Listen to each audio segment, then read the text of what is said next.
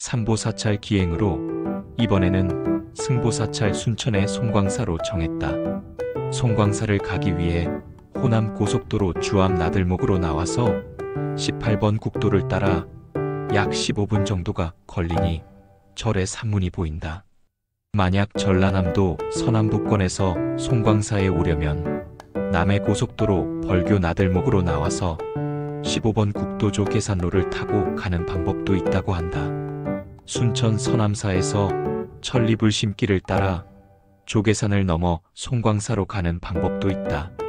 조계종 창시자 보조국사 진울이 정해결사를 통해 가르침을 펼친 곳 제21교 구본사 송광사는 우리나라 3대 사찰로 조계산 자락에 있으며 승보종찰로서 7대 총림의 하나인 조계총림으로 불린다.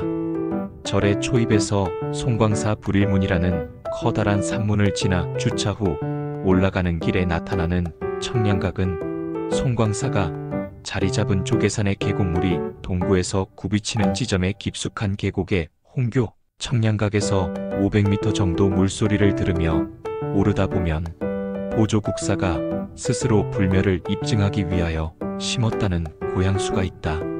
높이 15m의 이 고목은 보조국사가 다시 송광사를 예방할 때 소생한다는 전설이 얽혀있다.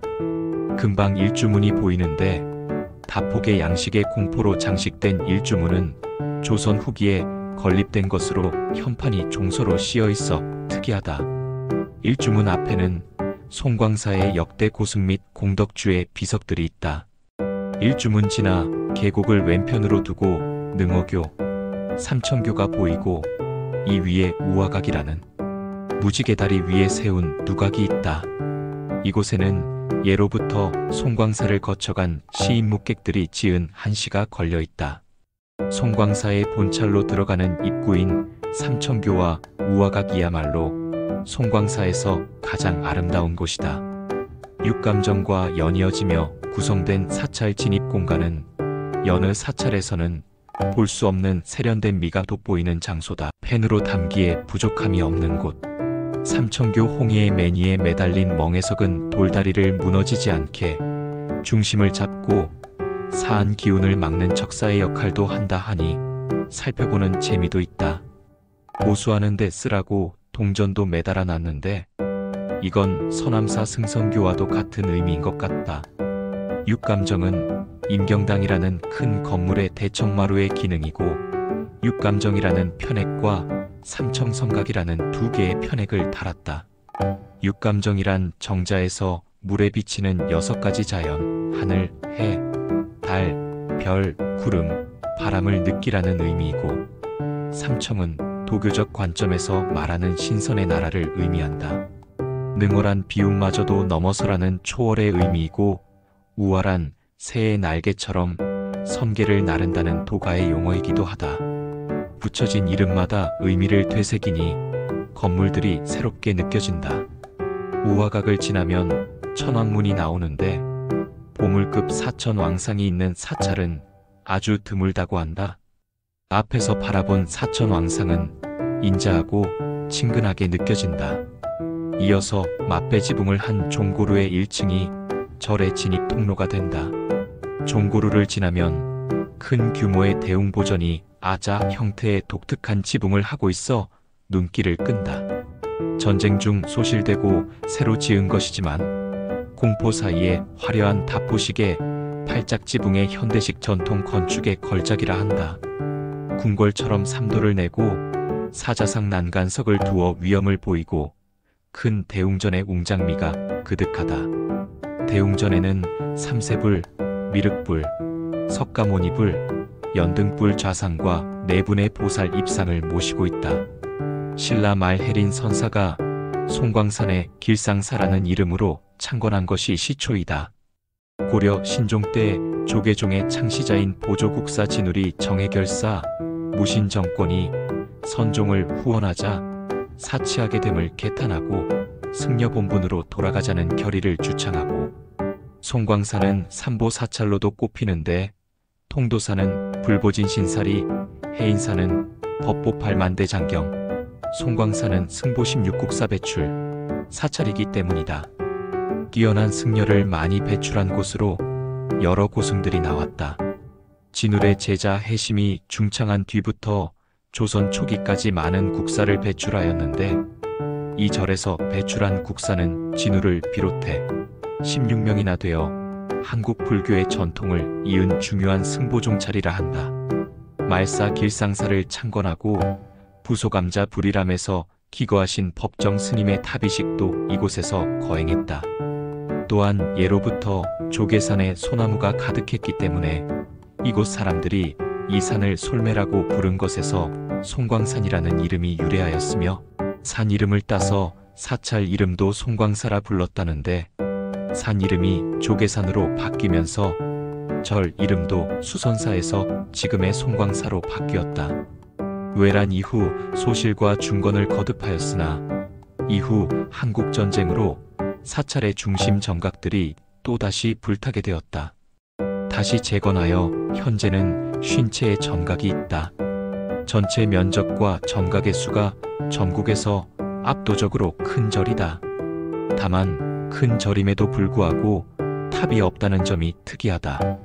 풍경과 석탑, 석등이 없기 때문에 송광사에는 세 가지가 없다는 이야기가 있다.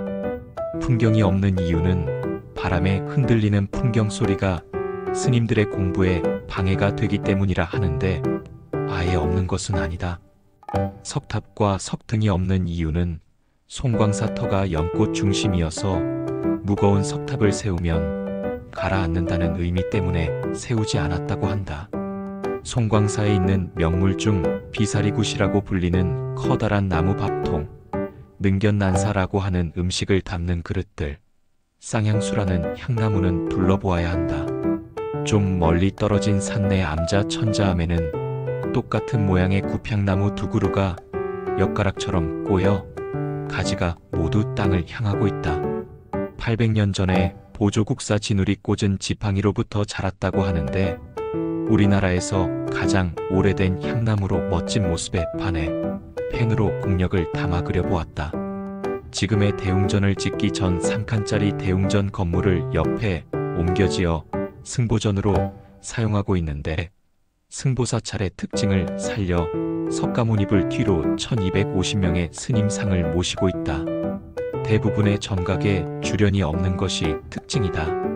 설익은 지식을 경계한다는 의미란다. 계율을 중시하다 보니 없는 것도 많다. 대웅전 맞은편에 지장전이 있고 지장전 우측에 영산전과 약사전이 있는데 약사전은 앞면 한 칸, 옆면 한 칸으로 현존하는 불교 건물 중 가장 작은 규모의 정각으로 이렇게 작은 건물은 정말 처음 본다.